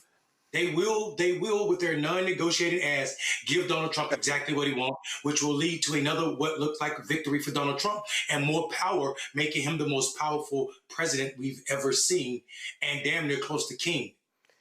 I mean, wow. I tell you, Dr. Haynes, Nola, I mean, clearly the White Nationalist Party has no problem playing with people's lives. These people are losing houses, mortgages, gotten to find other jobs, they're having problems. So they're using them as human shields to push through their agenda. And I know that you're keeping track of so many things, including the fact they just came back from this CPAC meeting in Hungary, these global white nationalists trying to do. Can you imagine a world where he pays them and then people sue and say you can't pay them, and holding these people hostage? Does that expand Trump's image as, I'm trying to save y'all? I mean, could this be a way for him to kind of shore up his base? I mean, make sense of this for us if you can, not only in a domestic sense, but in this kind of global sense of this strong man figure who wants to position himself to be some kind of savior like Orban in Hungary or Putin or anybody else. I think this is a generous conversation for Trump. Loophole Larry, they gonna find a loophole. Yes, that is true. That is true. But what is going to happen, it is going to be a mess. It is going to be a procedural mess, just like everything else. I mean, what happened to the people they promised all that money to the people who to come and work to be ICE agents in the first place? What happened to that? Yeah. Exactly. Like, there is nothing that this administration does well when it comes to any sort of procedure. I have a hard time seeing how they're going to work out all the details and actually make it happen effectively and efficiently. Look at the Iran war, y'all. It is a mess. Iran told them people, don't come over here. Told those people. And what did they do? Did not listen. They went over there, and now we looking real crazy, looking crazier, than we were looking before. So I get the conversation.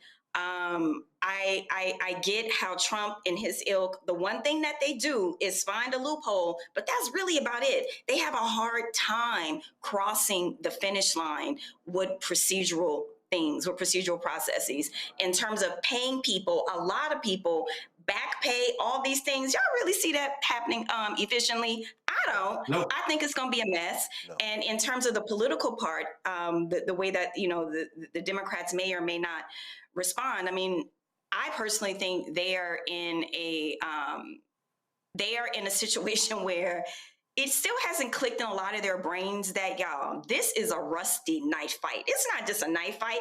It's rusty and it's dirty, okay? That's right. And there, and like even, I was recently with Cory Booker, and I enjoy him as a human being.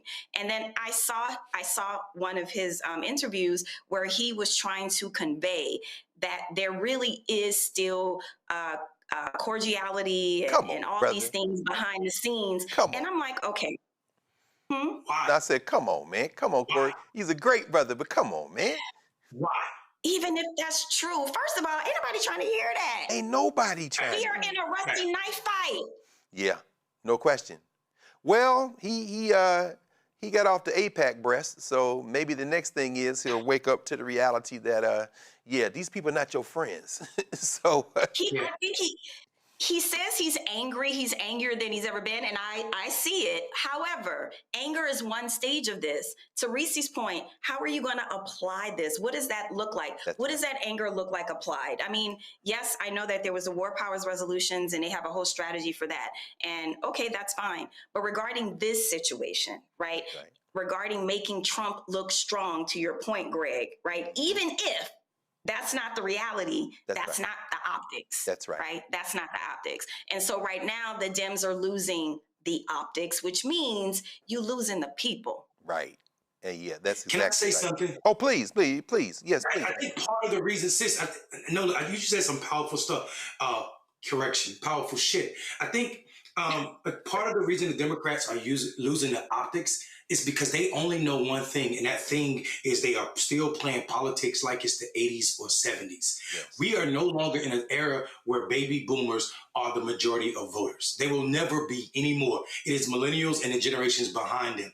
And I think the problem is they've not reconciled that. So this idea that you need to portray that you're being cordial with people who are comfortable killing people, and that is not hyperbole. There have been more dead people because of this administration with the killing of the USAID than any administration since, I don't know, the end of slavery and when the war was fought between the states. I think we need to be honest and talk and act in a way like Donald Trump does for white supremacy. We need to do that on behalf of people. And I think the party is scared to do that because there's a bunch of old ass guys, mainly white men, but Cory act that way as well. And he's not that old, so he should know that brothers and people ain't getting with the silly shit that's going on in the Senate right now. It is an old institution that needs to die with its habits. And I mean that. Yeah. And I'm not being coy, but the reason so many people tapped out, that 90 million that Brother Carr talked about that did not participate, it's because they don't see fight for what's necessary to bring them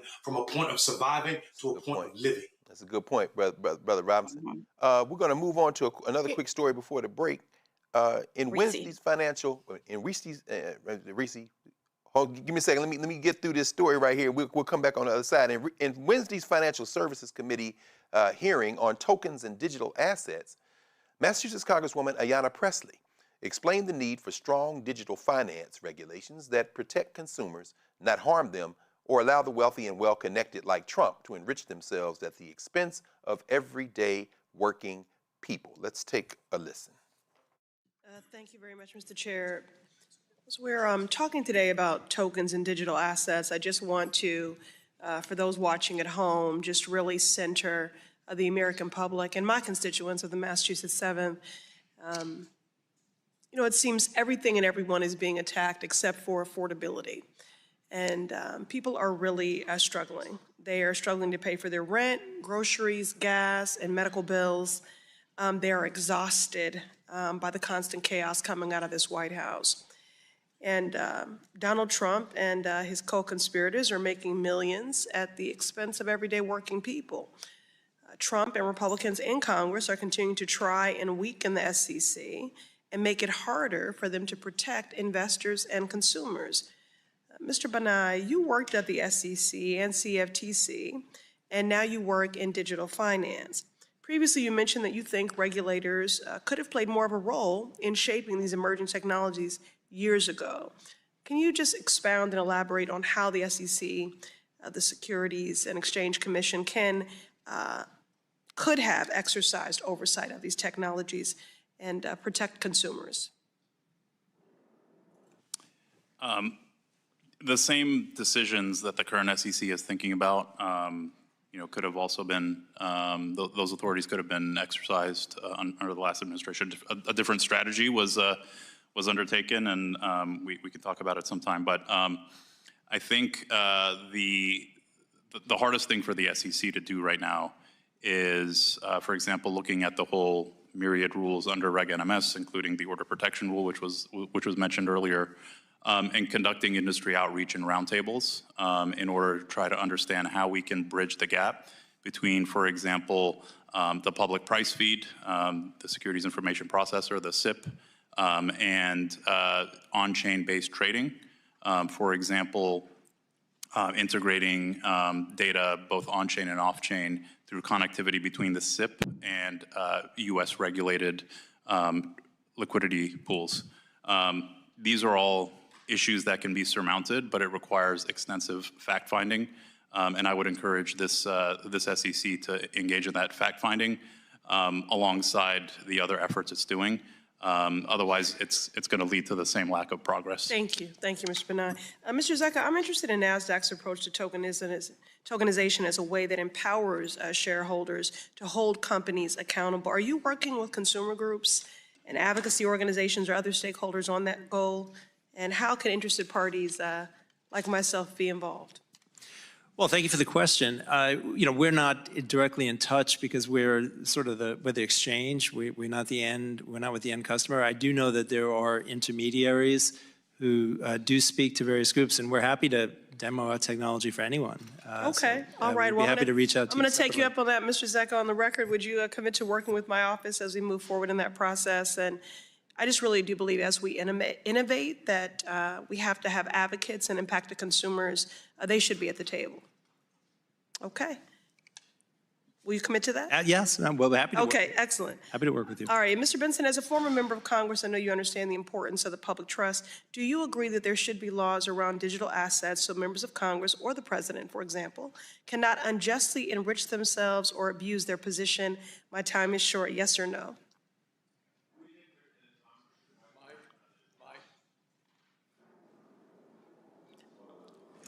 Yes, we're on record as saying Congress should write rules around digital assets that are not securities. Okay, all right. For the record, I'm certainly not against innovation. I have introduced legislation to advance financial technology in a way to protect consumers, not harm them, evade the law, or enrich the pockets of the already wealthy and well-connected. As we innovate, we should not exploit and leave communities behind, and we should not let Trump continue to make money and put our economy at risk by changing or not enforcing the laws created to protect consumers. Thank you, Congresswoman Presley, Ayanna Presley. If you've seen the documentary She Dared to Dream, which talks about Congresswoman Presley and her work, if you haven't seen it, you need to see it. I'm sure Steve Witkoff is shaking in his boots listening to Ayanna Presley, because that's all they're doing now is trying to run this scam. She wants some regulations on it. You're watching Roland Martin Unfiltered on the Black Star Network, and we will be right back.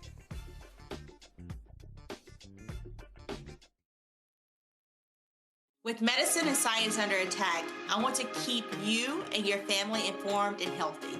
I'm Dr. Ebony Hilton, and I knew at the age of 8 that I wanted to be a doctor. So I studied hard and became the first African-American female anesthesiologist hired at the Medical University of South Carolina since its opening in 1824. And I always say I was made into a doctor, but I was born to be a mom. And as a new mom, wife, sister, daughter, and friend, I understand how frightening a medical crisis can be. I care for individuals on some of the worst days of their lives, and it's my mission to provide you with a safe space to gain clarity on issues affecting your mind, body, and soul. I recognize that there are health disparities, particularly as it pertains to race, and I want to help bridge the gap between you and your healthcare providers. Join me every Thursday for Second Opinion on the Black Star Network, where each week I'll invite experts from various medical fields to share the latest health news. We'll discuss topics such as the vaccine debate, mental and sexual health, medical bias, infertility, menopause, andropause, nutrition, and aging. Together with my medical colleagues, we aim to provide you with a second opinion. Don't miss it, Thursdays only on the Black Star Network.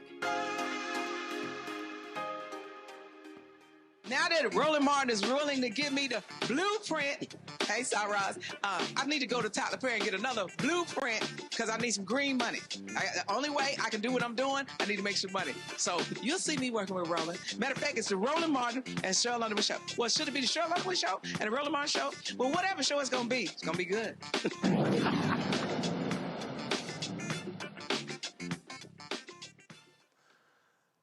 The 18th Annual International Black Writers Conference, hosted by the Center for Black Literature at Medgar Evers College, is currently taking place. This year's theme is expanding conversations on environmental justice, popular culture, resilience, and peace.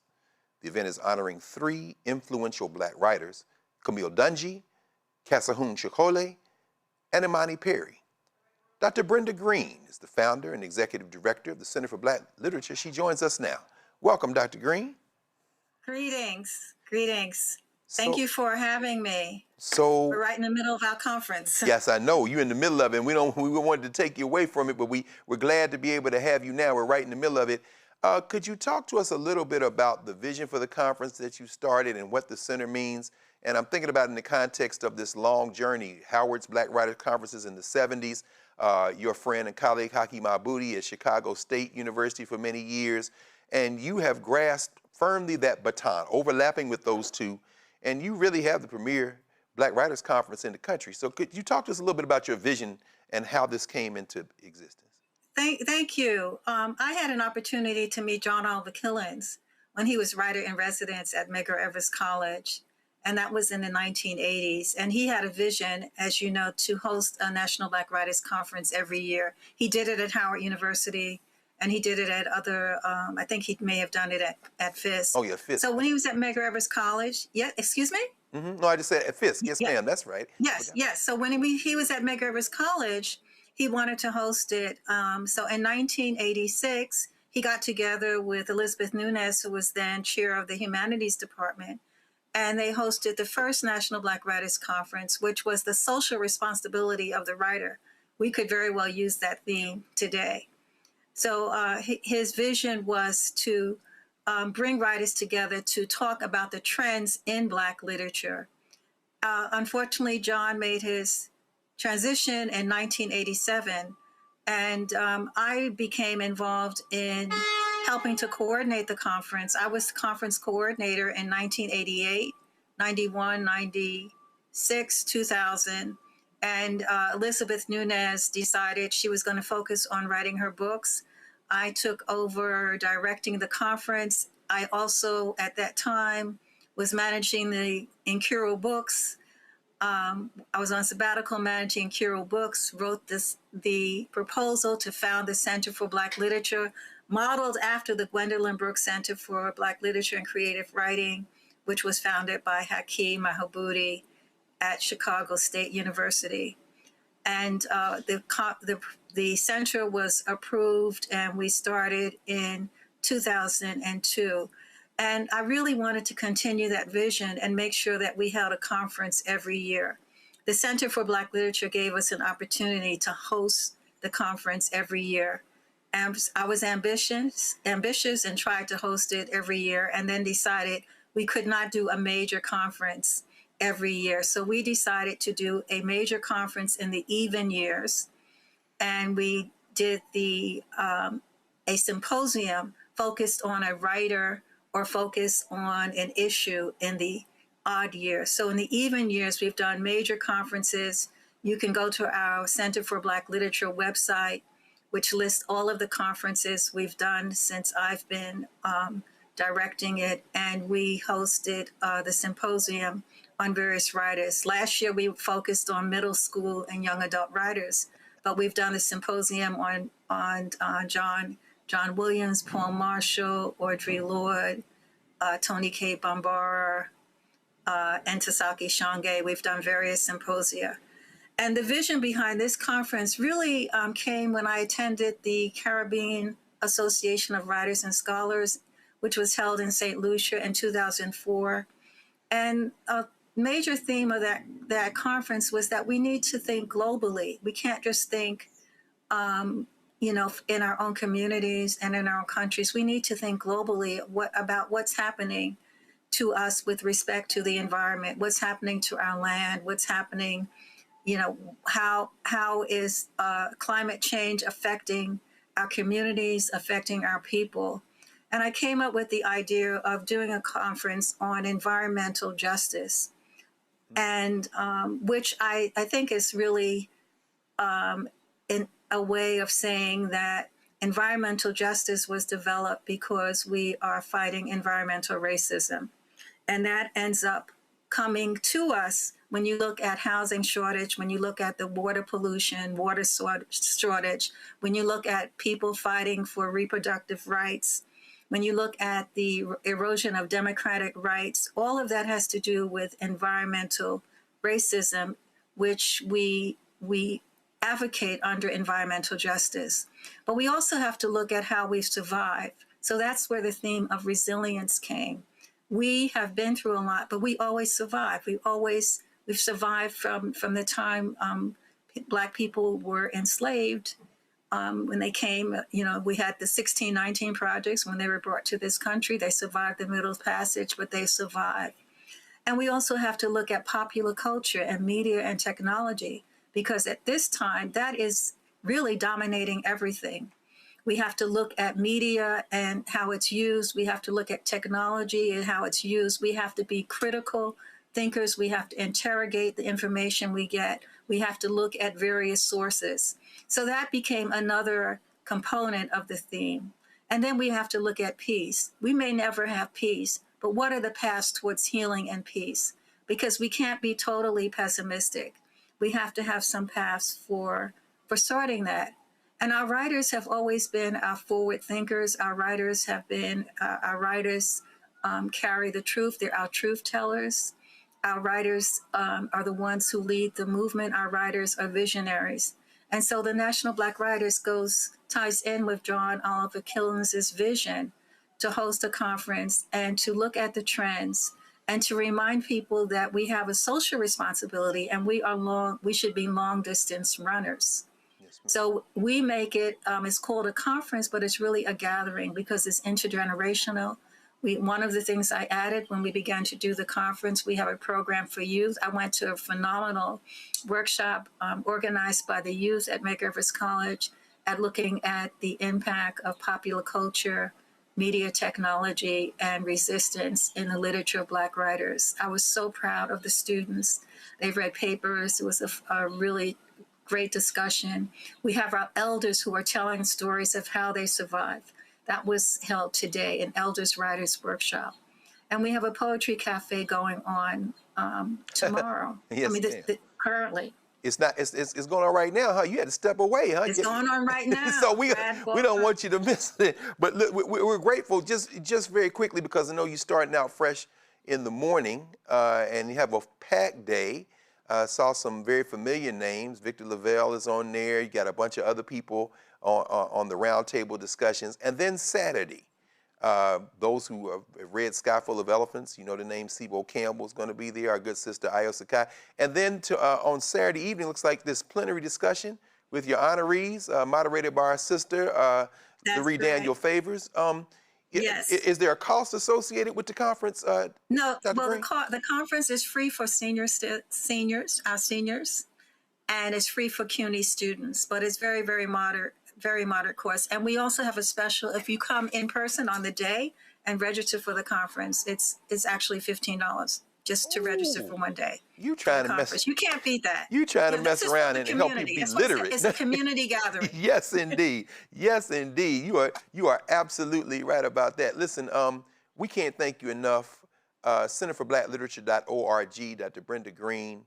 Those of you back in the day may remember buying books from Dr. Green and her son Talib Kweli and his buddy Mos Def. If you were in Nkiru Books, you know what I'm talking about. Dr. Green, you are a national, international treasure, and we're grateful that you got a chance to spend a little time with us.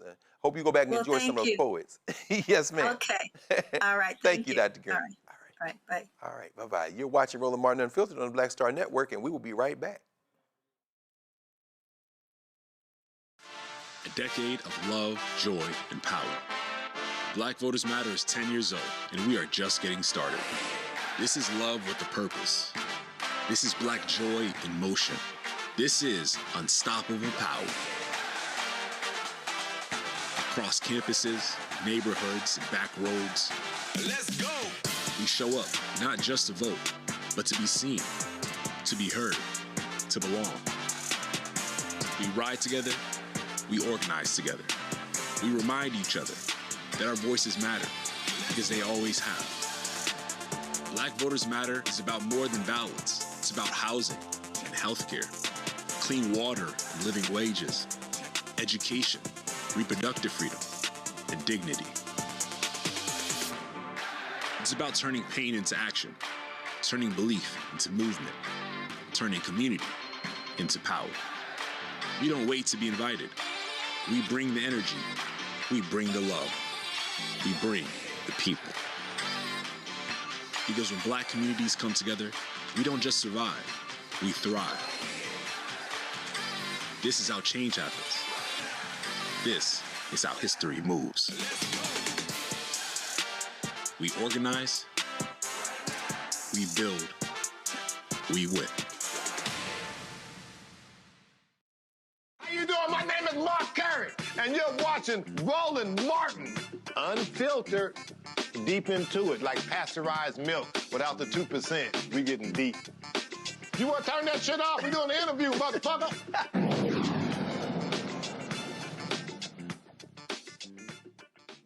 And that Mark Curry gets me every single time. The Trump administration, once again, has it out for New York Attorney General Letitia James. On Wednesday, Trump appointed Federal Housing Finance Agency Director Bill Pulte made 2 criminal referrals against the Attorney General just months after the Justice Department failed for a 3rd time to prosecute her. Where's that lady from Virginia? Lindsay, whatever. She's going to lose her law license ultimately. In the referrals, Pulte alleged that James may have committed insurance fraud by falsifying occupancy information on separate homeowners' insurance applications for 2 properties in Norfolk, Virginia. Clearly bogus. The referrals were sent to U.S. attorneys in Florida and Illinois, where the insurance companies for the 2 applications are based. In one referral, Pulte says James claimed the house would be occupied by a single adult with no children, but it was actually home to 4 people, 3 children and her niece. In the other, he says James made a false claim that her property would be unoccupied for 5 months out of the year, but the house was actually occupied year-round by her niece. Yeah, that guy is from Central Casting. Abby Lowell, that is the attorney for Tish James, released this statement. Trump and his political enablers keep abusing their power to pursue a vendetta against her by trying to rename, refile, and repeat baseless allegations. They continue this improper revenge campaign instead of helping bring down the rising cost of living in this country. These desperate tactics will fail, just as every previous attempt has failed, and exposes an administration that has abandoned its responsibility to the American people in favor of petty political payback. Reese, when are they going to leave Tish James alone? Maybe when they win something else. Win the war. Get the airports open. Do something. Can you do something useful, and that way you ain't trying to deflect from all your failures? That would be something that they could do. I know that's right. Nola, what's your take on this? What if you're Tish James, what are you doing there? I mean, Black women, we are his nemesis. I mean, point blank, period. Facts. And the only other thing that I would say is, Greg, you know this better than I do. Isn't there something in the legal system where you can't just keep bringing felonious cases back to back to back, wasting everybody's time and money? Absolutely. Yeah, frivolous lawsuit. Yes, frivolous lawsuit. And I think some of these people will get their licenses snatched when this is all said and done. It's no question about it. It's no question about it. Mondale? Oh, can't hear you, brother. This is the biggest breach of all, but I'm going to tell you why. Because Bill Pulte he should be dealing with the housing crisis, which is part of the most unaffordable part of living in America right now, the #1 issue for this midterm election. So instead of doing carrying Donald Trump waters, he should be over there trying to figure that out. The problem with this is not a new case. This is the same case.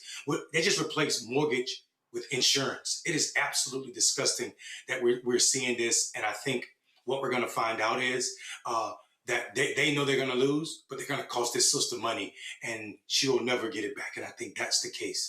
That's what they're doing. Yeah, well, you know what, brother? That's one thing he is good at, and that's draining people's resources. I think you hit that nail right on the head. But, you know, if anybody's built for it, it's another Howard University School of Law graduate, and that's Tish James. She is no joke. We've reached the moment in our evening where we are preparing to receive headlines. It's time for headlines with Brittany Noble. A Detroit man who served 17 years in prison was released after the Cooley Law School Innocence Project worked to have his murder conviction dismissed. A jury convicted Dellie Crawford of second-degree murder in the 2007 death of Tatanisha Joy Williams. During Tuesday's hearing, Wayne County Circuit Judge Tracy Green dismissed the charge without prejudice. The Cooley Law School Innocence Project said that Crawford had gone inside Williams' home in 2007 after he was unable to contact her. Then Crawford got help from a friend to get inside as a key had broken off in the lock. The two men then discovered her body in the home. Now, the court relied on testimony from an unreliable witness whose story changed multiple times for Crawford's conviction. A Black New Jersey mother wants answers after several police officers attacked her 13-year-old son. The incident was captured on surveillance video and shows Al-Khair inside an East Orange store as he purchased a shirt. Before he could walk out, an officer grabbed the teen, put him on top of some boxes, and according to the police, they were conducting a firearm investigation, but his mother claims he was wrongfully targeted and physically harmed. There are also concerns regarding the use of force and whether the stop was excessive. Now, the teen has stated that this experience has traumatized him. His mother, Amira May, is extremely upset, particularly because the police informed her that they were searching for a man in his 20s, leading her to question just how this mix-up occurred. The Newark Police Division's Officer of Professional Standards initiated an internal investigation, and his mom expressed her desire for the officers involved to be held accountable. Well, in Chicago, police have launched a hate crime investigation after a disturbing act of vandalism targeting a Black woman-led theater. Definition Theater says someone wrote "Murder Black Women" on its front window during the final weekend of its production. The incident happened as the theater was staging Black Cypress Bayou, a murder mystery written and directed by Black women centered on the Black family in East Texas. In a statement, the theater reaffirmed its commitment to uplifting Black women's voices, calling the production a story rooted in strength, artistry, and storytelling. Police are asking anyone with information to step forward as this investigation continues.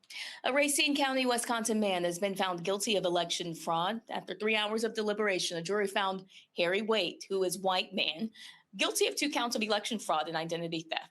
Waite admitted in 22 that he went to My Vote website to request absentee ballots for Republican Assembly Speaker Robin Vogt and Democratic Racine Mayor Corey Mason without their consent. State prosecutors pushed back on his motive for trying to expose their belief that these are flaws in the absentee ballot application process, and the state suggested that he requested the ballots to get attention or notoriety. And MAGA MyPillow CEO Mike Lindell has been held in civil contempt by a judge for failing to pay sanctions related to his claims about the 2020 election. U.S. District Judge Carl Nichols signed an order requiring Lindell to pay over $56,000 in sanctions, which he has not complied with since early 2025. In February, Smartmatic, an electronic voting systems company, requested that the judge impose sanctions on Lindell after he refused to pay. Now, he has asserted that he cannot pay, but the judge does not believe this claim, stating that his refusal to pay is a calculated tactic rather than a result of financial hardship. And so the judge warned of further contempt sanctions if the amount is not paid. On Tuesday, the judge acted on this warning and held him in contempt. Now, Lindell is the CEO of MyPillow, a company he established in 2004. In 2020, the company was highly successful, but it experienced a significant decline in 2023 and 2024 after several major retail partners severed ties. And now he claims he does not have the $5,000 or even 5 cents. A longtime fixture in downtown Greensboro, North Carolina, and a pillar of Black entrepreneurship is now closing its doors. Dudley Cosmetology University ended operations after 54 years. Eunice Dudley says that the decision to close was driven by industry change and timing. Dudley and her late husband, Joe Lewis Dudley Sr., laid the foundation and grew Dudley products. For more than 5 decades on South Elm Street, Dudley Cosmetology University helped shape generations of stylists and entrepreneurs. That focus on entrepreneurship helped build careers, especially for Black cosmetologists looking to own their own work and future. Lord have mercy. Hate to see them go. Dudley Cosmetology. South Elm Street's not going to be the same. Thank you, Sister Brittany. And y'all, everybody, be sure to watch The Breakdown with Brittany Noble. That's on the Black Star Network Monday through Friday, 12 p.m. Eastern Standard Time. Roland Martin Unfiltered will be right back on the Black Star Network. A decade of love, joy, and power. Black Voters Matter is 10 years old, and we are just getting started. This is love with a purpose. This is Black joy in motion. This is unstoppable power. Across campuses, neighborhoods, and back roads. Let's go! We show up, not just to vote, but to be seen, to be heard, to belong. We ride together, we organize together. We remind each other that our voices matter, because they always have. Black Voters Matter is about more than ballots. It's about housing and healthcare, clean water and living wages, education, reproductive freedom, and dignity. It's about turning pain into action, turning belief into movement, turning community into power. We don't wait to be invited. We bring the energy. We bring the love. We bring the people. Because when Black communities come together, we don't just survive, we thrive. This is how change happens. This is how history moves. We organize, we build, we win. My name is Bill Duke, and you're watching Roland Martin Unfiltered.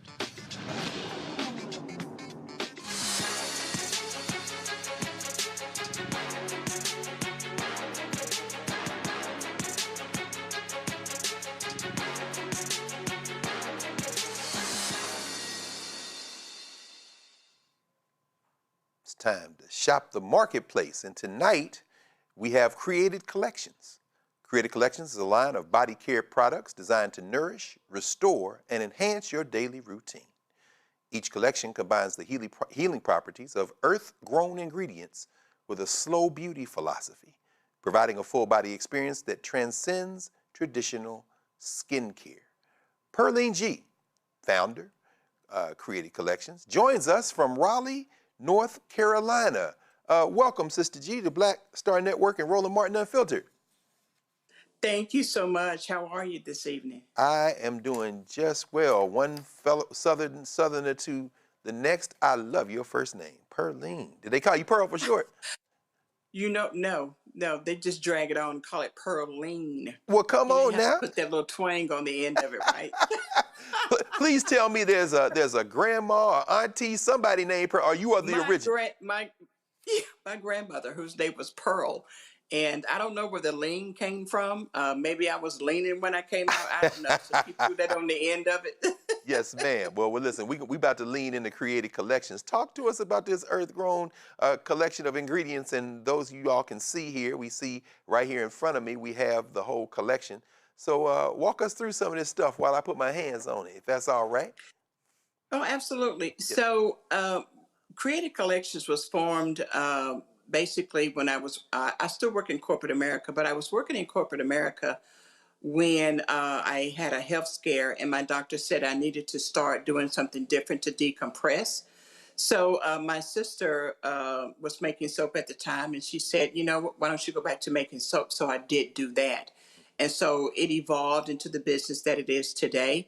And all of our products are made with natural ingredients, the rosemary, lavender, everything that is natural, all essential oils, no synthetics. And it was actually started out of a need to just decompress, and then it turned into the business that it is today. So I'm truly grateful for that. And all of our shea butters are natural. And we have perfume, we have body mist, soap, everything. So we're continuously growing and evolving, and also looking at other opportunities to improve our product by understanding what type of herbs and ingredients work well together that benefit the skin. So that's where we are today. You know, I was going to ask you about this sacred ember, but then I see this soil and smoke soap bar. You got to tell us about this bar right here. So that is made with charcoal, and what it does, it pulls out impurities in the body. So when you're using the soap, it's going to pull out the impurities in your skin. A lot of the times our skins will maintain a lot of free radicals, and so we pull together ingredients that will pull that out of your skin. And that's what that soil and smoke is. And it's got patchouli in it. It has amber. It is a wonderful natural essential oil, and it smells good on the skin as well. So our customers really do enjoy that. Well, let's go right to our panel, Ms. Perline. We're going to start with Mondale Robinson, because I'm assuming that men and women, everybody can use this. Let me get out your way, Brother Mayor. Come on, any questions for Sister Perline G? Listen, I want to say I'm your homeboy, basically. I'm 2 counties northeast of you in Enfield in Halifax County, so super excited to see you on the show. I'm actually about to fly back to Raleigh, but I wanted you to talk to the people and let them know how you got back to what has or was a Black tradition. Making soap and cleaning products has history way back before we even came over here to Central Africa. I think people forgot that we used, saponins, which are natural soap-like products, and that appear in flowers to clean, to wash our hairs. And also, what brought you back to that place? I'm super excited too. So what brought me back to that was trying to find something that I could do to decompress after working. So I'm still in corporate America, of course, but when I had that health scare, I wanted to really take a look at what I'm doing for my body, and then also what I'm doing for my skin. And we grew up watching our grandmother make soap in the backyard, making lye soap. So my sister was already doing that, and it took me back old school to start working with products that are good for the skin, that are natural. Nothing synthetic. Sometimes when we get a little bit of money, we want to get away from the things that really made us healthy, because now we can go out and buy the quote unquote synthetic perfumes, the synthetic soaps, things that kind of tear down our skin. And so that kind of made me think about wanting to make sure that whatever I create is going to be good and beneficial to the skin. Every skin type is different. So we can't just create one thing and think it's going to work for everybody. And that really took me back, old school. We have gotten away from things that we could do with our hands. We're very creative people. There is nothing we cannot do. And so that made me want to say, okay, I want to educate myself more on what works for the skin of all types, but our skin in particular is one of the things that I really wanted to focus on, because we age very well, but at the same time I want it to be beneficial to what I produce. Oh my goodness. Hey, Brother Robinson, I'm looking on the website. I see an all night for men body collection, but I ain't gonna ask you about that right now. I'm gonna go to Reese. Hey, Reese Colbert, please jump on in this conversation with our assistant. Yes, your website looks beautiful, but I noticed that you also have bags and blankets. So talk about the non-body products that you make on your website. Yeah, so when COVID hit, I had to pivot, right?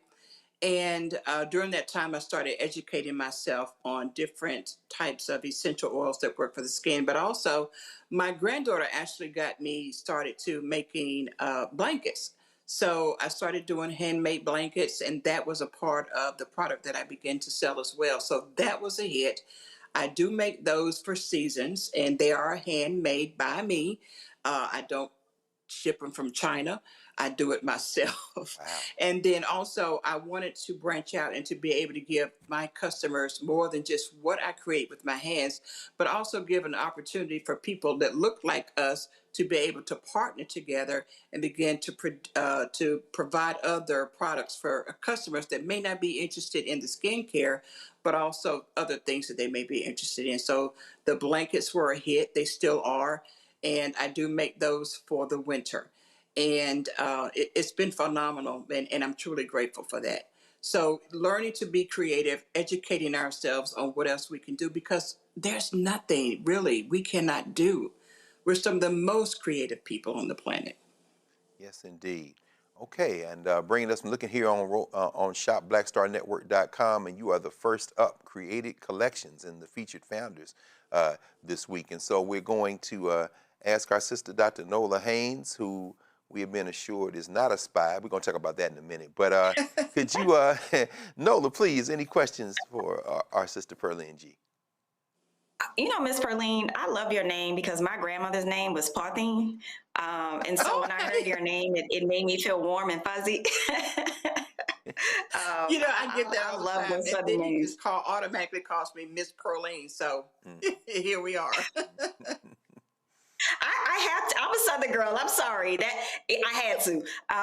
But Reese is right. Your website is gorgeous. And as someone who leans more natural, you know, always have, I'm going to ask a really Black question. I'm looking at this beautiful, sleek website.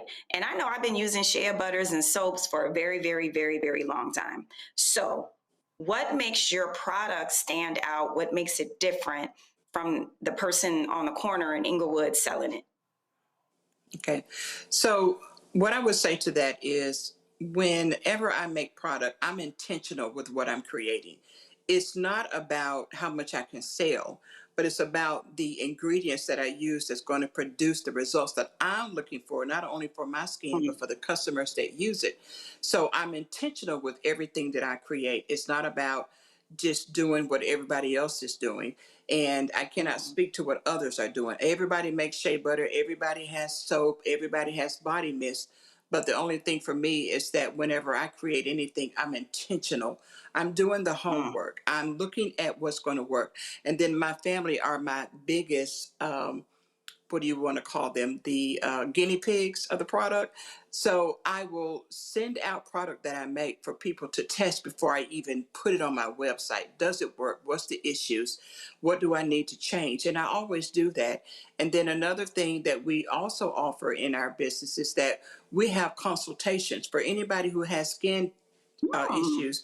We're able to create a product that's going to work for them. So that's one of the things that, you know, during COVID that we were looking at being able to bring to market is to be able to offer our customers their own product line and consultation, what works for the skin. So I was in the process of working on a product that would benefit skin for those who, you know, some of the things we deal with is eczema, right? Why do we deal with so much eczema? So I've been kind of going down the rabbit hole to learn what's happening with that. That can be from our diets that we, you know, we eat every day, what we drink, and what we even wash our bodies with. So I've been looking at some of the major things that affect our skin. And so that is the thing that makes me stand out. I care about what I create. It's not about how much money I can make. Of course, we want to make money, but at the same time, you want to keep that customer coming back, and you want to also be able to provide a product that's going to work for them, whether it is soap, whether it's a shea butter, and even in the body mist, you can actually take that body mist that we create and use it on your hair to create it as a moisturizer. So it's a multitude of things that you can do with our products, not just one thing. Thank you so much, Pearline G, founder, Created Collections, joining us from Raleigh, North Carolina. Again, folks, just get right there to shopblackstarnetwork.com. She's first up. You see the graphic right there.